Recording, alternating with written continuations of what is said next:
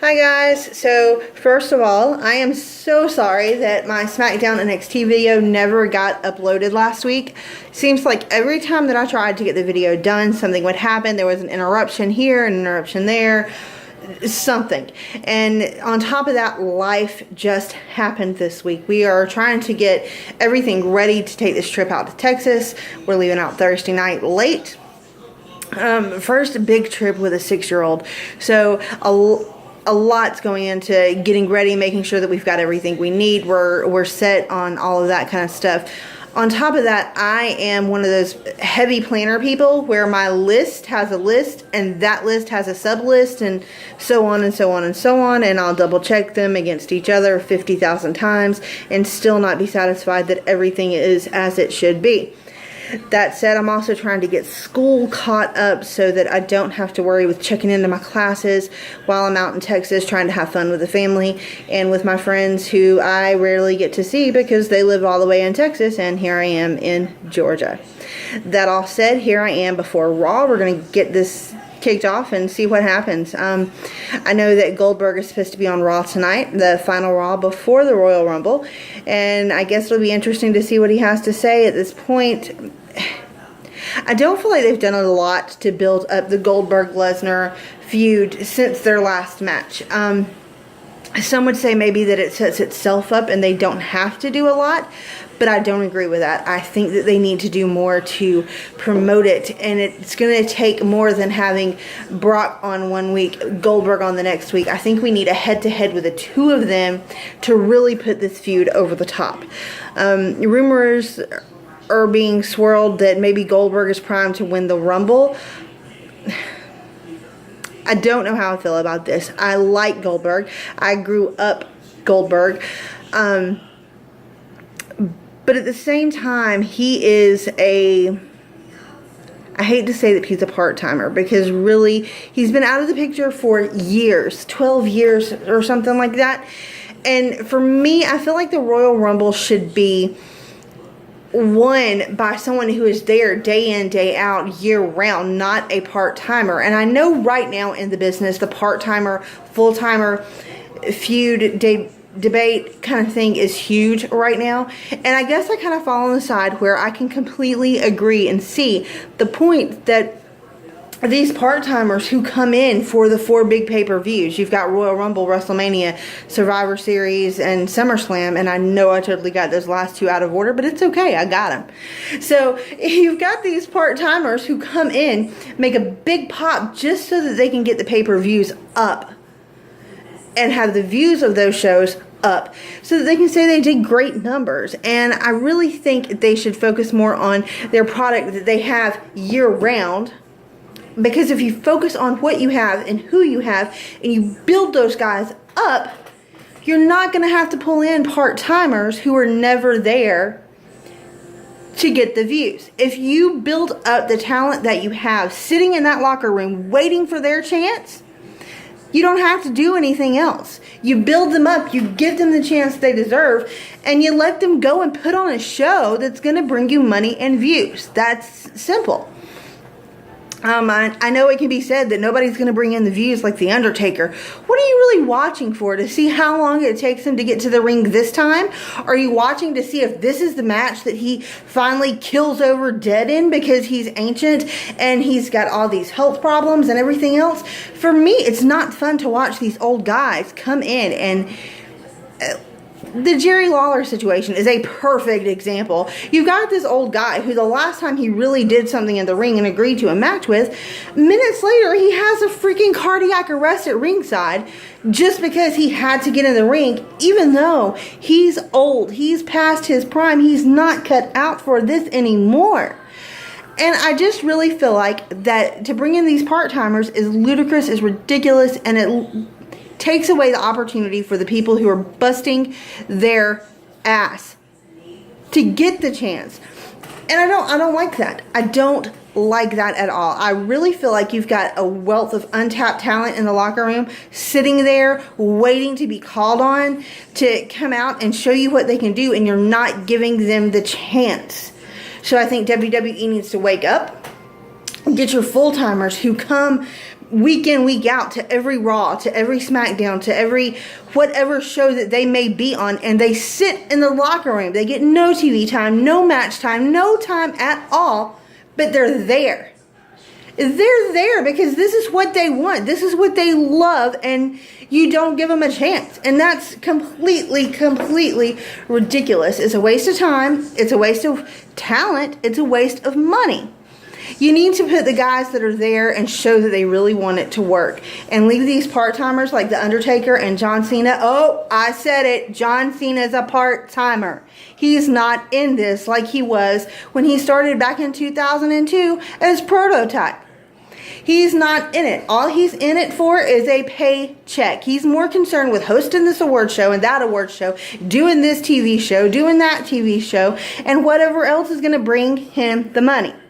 John Cena is all about the money. When he's on the clock, he seems like a great guy. The second he punches that time card, no. He's a part-timer at best. He's just like The Rock. He's just like The Undertaker. He's just like all these other big names that you pull in for the big shows to get the big views that you would get without these guys by boosting the talent you already have. Somebody needs to get it. Somebody needs to make it happen. And then you've got happy talent, happy fans, and the views and the money and everything else that you think these geriatrics and part-timers are bringing to you. All right, done. Off my soapbox.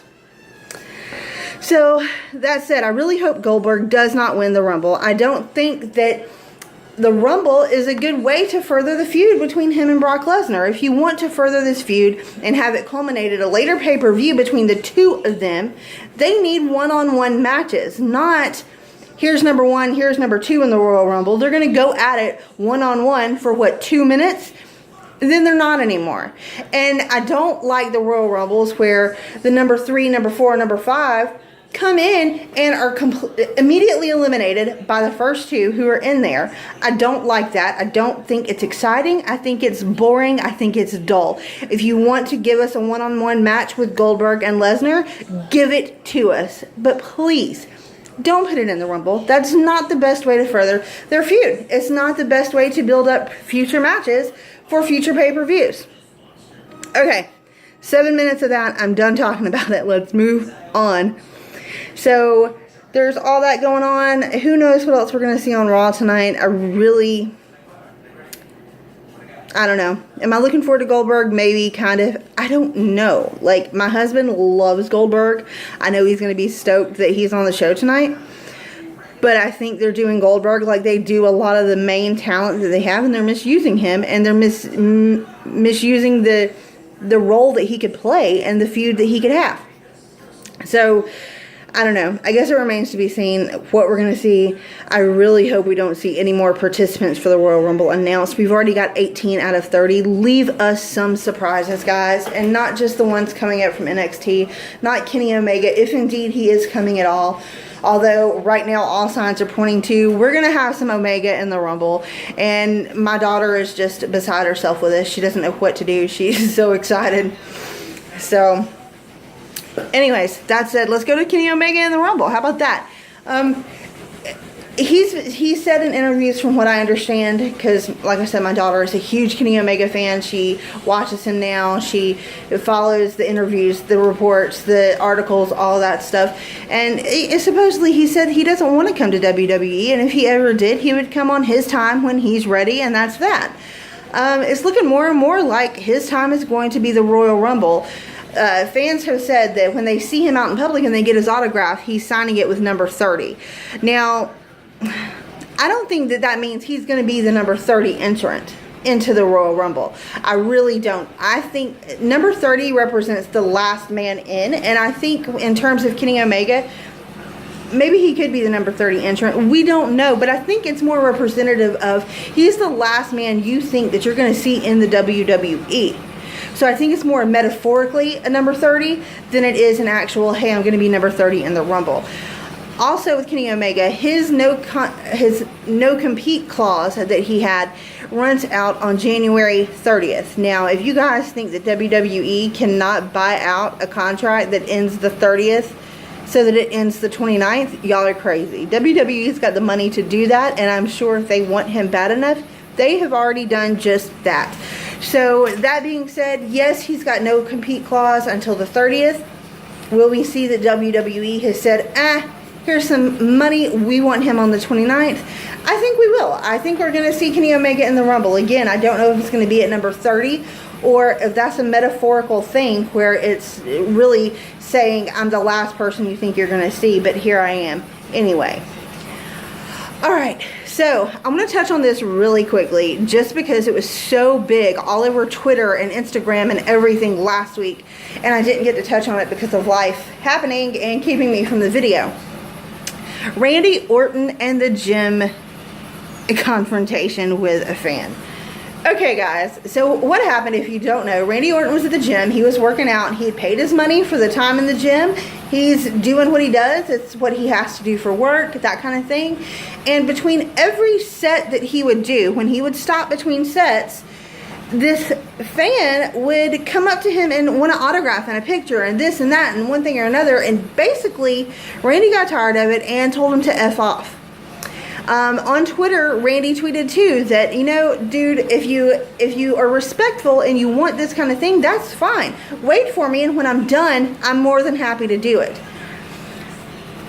The fan obviously was butthurt because Randy popped an attitude with him, but at the same time, I get where Randy's coming from. When you're exercising like that, you don't want to be interrupted. For the workout to be efficient, you can't be interrupted. You have to just go through and do your thing. So I think it was bad gym etiquette on the fans' part, because if you go to a gym, you know that's not what you do. You just don't do it. It's bad etiquette for the gym to do something like that to someone. So I see Randy's point. Now, let me just give you some personal experience with Randy Orton, okay? Randy Orton has always had a reputation for being an ass, okay? No other way to put it. Randy Orton has had the reputation for being an asshole. You either like him or you don't like him. There's no in between when it comes to Randy. That said, I really feel like that Randy's gotten a bad reputation because fans are very disrespectful and they bring it on themselves, and then they can't admit their role in his attitude because, guys, here's just the humanity fact, okay? Everybody's attitude towards someone, the person that they're giving the attitude for, has a role in that attitude. If you come at me with attitude, or if you come at me disrespectfully, or, you know, just rude and hateful and judgmental and that kind of thing, I'm not going to be a nice person to you. Okay, does that mean I'm not a nice person? No, it does not mean I'm not a nice person. It means that the way I am reacting to you is based on how you came to me. That said, I've met Randy Orton multiple times. Probably at least 10, 12, 13. I don't even know anymore. But the first time that I met him, okay, I was not a fan of Randy Orton in the ring or as a person, either one, because I had heard all the rumors that he's a jerk, he's this, he's that, he's whatever. So the first time I met him, I was nice and respectful, as I always am when I meet these guys.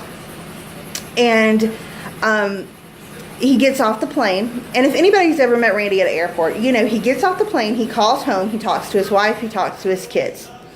If you interrupt him while he's on that phone call, I hope he's a jerk to you, because you're a jerk. If you don't want somebody to interrupt you on the phone, why would you interrupt them on the phone? It's bottom line, plain and simple. So it was me and a couple of my friends. We waited for him to get off the phone, to hang up. And at that point, he turns and he motions for us to come over. And he says to us, I appreciate you guys being respectful of my phone time to call home to my family.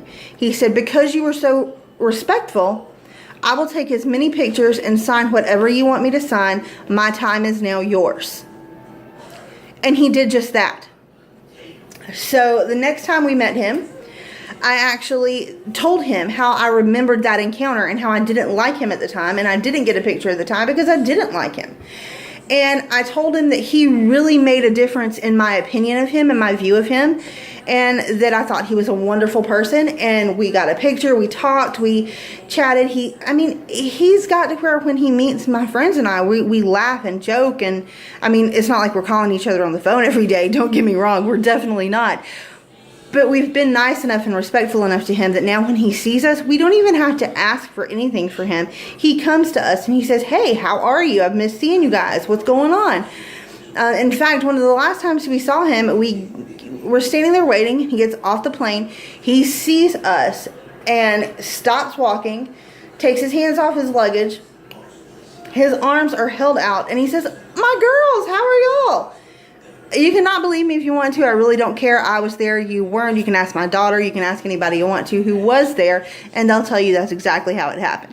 So for me to hear people bash on Randy and who he is as a person, I always have to ask myself, what did you do to get that reaction out of Randy? Because if you do it right and you're respectful and you're kind, then you're not going to get that from him. You're going to get the same thing in return that you put out to him. So if you want Randy to be a jerk to you, please, by all means, interrupt him on the phone, or interrupt him while he's at the gym, or interrupt him while he's on his personal time doing something that you shouldn't interrupt. If you don't want it done to you, don't do it to him. Plain and simple. So in the issue of the fan versus Randy at the gym, I think the fan was out of line. I think Randy was perfectly within his rights to tell the guy to F off, and that's just how that is. So on a whole, guys, any of these guys that you are able to meet, they have no obligation to you, okay? They do not have to stop and sign. They do not have to stop and take a picture. Just because you bought a ticket to a show, just because you bought a t-shirt, just because you made a sign, they have no obligation to stop for you, okay? So don't get it twisted that they owe you anything. They don't owe you a damn thing, okay? What they owe you for that ticket that you bought is to get in the ring and put on a show that makes you proud you bought that ticket. They owe you nothing more, because I don't know if some of you guys realize sometimes that when they get in that ring, they put everything on the line. Accidents happen every single day. Wrestlers die. Wrestlers get injured. They can't perform anymore. They lose their careers. They lose their livelihood. They lose everything. So if them putting everything on the line isn't enough for you, you need to check yourself. You need to check you and rearrange your thought process, because they don't owe you anything. Now, if you were lucky enough to get them to stop and to take a picture with you and one thing or another, good. Congratulations. You've done it, okay? It's nice. It's a good feeling to have them stop and acknowledge you and that kind of thing. But don't expect it. Don't think that they owe that to you, because they don't. They owe you a show. They owe you a good match that makes you happy, that makes you leave and go, "Oh my God, did you see what happened?" That's what they owe you, and that's what they give you. So don't think that you deserve any more, because you get what you pay for. And what you pay for is matches in the ring. What you pay for is a t-shirt. And that's that. On that note, I'm fixing to cut this off because I've gone on a lot longer than I thought I was going to. But on that note, I want to say this too. I am not in any way making excuses for the ones who come in and are just plain nasty people to the fans. Okay? I do not in any way condone or support those people who come in and are just plain nasty to the fans. And it's the ones that you don't think would be. I feel like when you're a women's wrestler who says that this is your childhood dream, this is what you wanted all your life, and you want to be a role model for the young kids looking up to you that want to do what you're doing, you need to walk that walk. If you're going to talk it, you better damn well walk it. Okay, don't sit here and say that you want to be that role model and that you want to be everything that you wanted from female wrestlers when you were a child, and then when you see the females and the children waiting on you, you treat them like crap. You make them feel like an inconvenience. You make them feel like they're not worth your time. That can kill a dream for a child. That can kill a dream for a child, and that's not okay. Okay, it's not okay to be a nasty person any more than it is okay for a fan to feel like you owe them something. Now, I know some people may say that I'm contradicting myself on this point, but let me make it clear, no, I'm not. You don't have to stop and take a picture with me, but you don't have to turn your nose up at me when you walk by. Okay? It's called being a decent human being. Now, by being a decent human being, that, like I said, doesn't mean you have to stop. Doesn't mean you have to take your personal time to thank the people who watch you and who support you. You don't have to do that. You really don't. The way you have to thank us is to keep doing what you're doing and put on a show that makes us gasp and ooh and ah and oh my God. That's a thank you for me. In my eyes, that's thank you enough. But you do not have to be a nasty person at all. There's one female wrestler in particular that is stuck right here. And if you know, you know. If you don't, I'm not going to call names because I'm not trying to do that here. I don't want to put it out there and have somebody go, oh, well, I really liked her, blah, blah, blah, blah, blah. It's not solely based on my personal experience. A portion of it, yes, of course. But when you hear everyone else who has met this person, no matter where it is, what state, or anything of the sort, has the same type of story about that person, chances are they're not just having a bad day, they're just a really shitty person. So, just putting that out there. And like I said, it's the ones who you think are going to be fantastic and great when you meet them that really let you down. That's all I'm going to say about that.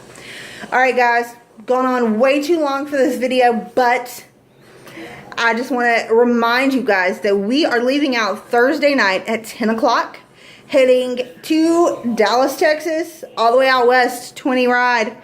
We're going to hit the NXT show Friday night. We're going to just chill around Dallas on Saturday, hang out with some friends who I love very much and I cannot wait to see.